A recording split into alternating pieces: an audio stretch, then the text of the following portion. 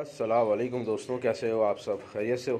तो दोस्तों, जो लोग शौक़ करते हैं बकरे का, जैसे कि मैं शौक़ करता हूँ, तो वो लोग जब नए बकरे के शौकीन जो है बकरा ख़रीदने जाते हैं तो अक्सर बकरे बीमार लाते हैं। फिर डॉक्टर का ख़र्चा होता है, उसके बाद वो बकरे सही होते हैं। तो कुछ तरीका जो मैं बताऊँगा आप लोगों को कि बकरा चेक करें पहले लेने से किस तरह से।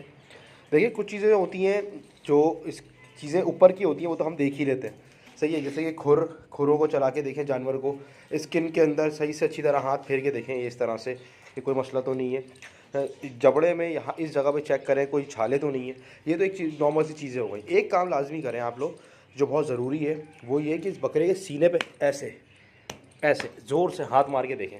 जैसे मैं हाथ मार रहा हूँ, ये देखें, ये जो भी बकरा कमज़ोर होगा, जब आप इस तरह से सीने पे हाथ मारेंगे उसके, वो खांसेगा।